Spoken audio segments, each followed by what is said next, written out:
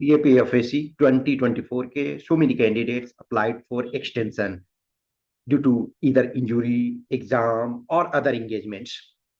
तो first batch के candidates उनको मिल चुका है, जिनका in fact first day second day था और कुछ का थोड़ा बाद भी था। तो उनको जो पहले जिन्होंने एक्सटेंशन के लिए मेल किया हुआ था उनका एक्सटेंशन मिल गया है। बट कंटिन्यू जैसे इंजुरी या अदर और चीजों के कारण रेगुलर कैंडिडेट्स एक्सटेंशन के लिए मेल कर रहे हैं। बहुत सारे कैंडिडेट्स हैं जिनको अभी रिप्लाई नहीं मिला है।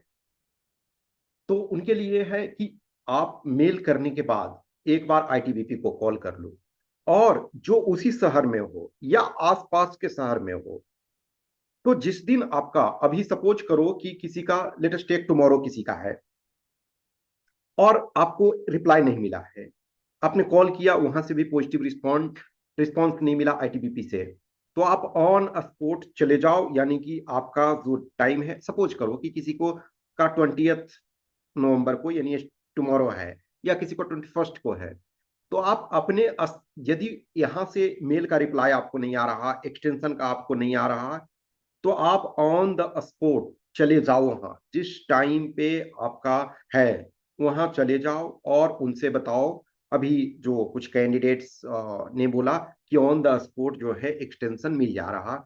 इनफैक्ट जब पहले भी यही चीजें हो रहा था, बीच में जो आईटीबीपी ने ये कर दिया था, means in the sense nodal force ने, कि सेंट्रलाइज्ड एक तरह से हम एक्सटेंशन देंगे।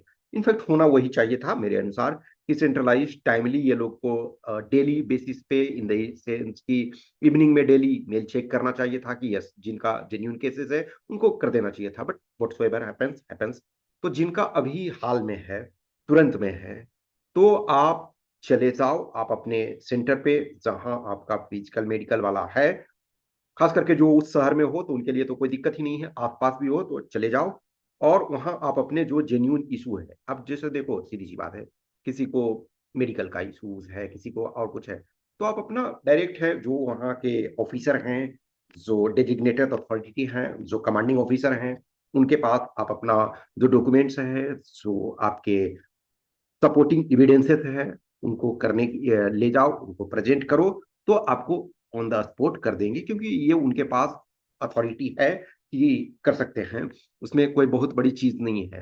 हाँ, लेकिन ध्यान रखो कि जो भी एक्सटेंशन मिलता है वो आपको उसी ड्यूरेशन के पॉइंट ऑफ व्यू से मिलता है। सपोज करो कि किसी सेंटर पे 8 दिसंबर लास्ट है और 9 दिसंबर फॉर एग्जाम्पल उन्होंने रखा हुआ है रिजर्व डे, तो आपको अप टू 9 दिसंबर ही करेंगे। आप ये नहीं कर सकते हो कि डॉक्टर ने मुझे 2 मंथ रेस्ट के लिए बोला है तो मेरा जनवरी में कर दीजिए, वो नहीं होता है।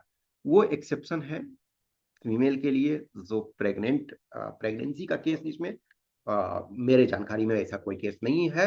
लेकिन इन केस यदि किसी का होता है तो उनके लिए ही है कि इवन 3 मंथ्स 4 मंथ्स 5 मंथ्स बाद भी उनके लिए स्पेशल किया जाएगा।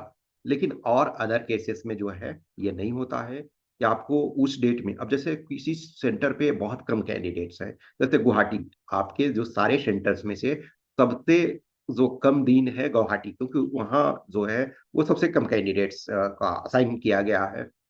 तो आपको उसी विंडो के पीरियड में किया जाता है। इनफैक्ट जिसका विंडो पीरियड ज्यादा है, जिनका ज्यादा दिन तक चल रहा है, वहां के लिए ज्यादा बेटर है। तो यदि नहीं मेल का रिप्लाई आ पा रहा है या कॉल का रिप्लाई रिस्पॉन्ड नहीं कर रहे हैं आईटीबीपी वाले, तो आप ऑन द स्पॉट सेंटर पे चले जाओ। हो रहा है ऐसा, कैंडिडेट से बताया है। कुछ और क्वेश्चंस क्यूरी डाउट्स होता है तो आप हमें मैसेज कर सकते हो। कंटिन्यू मैं आपसे टच में हूँ, जो हो सकता है मैं आप लोग के लिए कर रहा हूँ। Okay, thank you.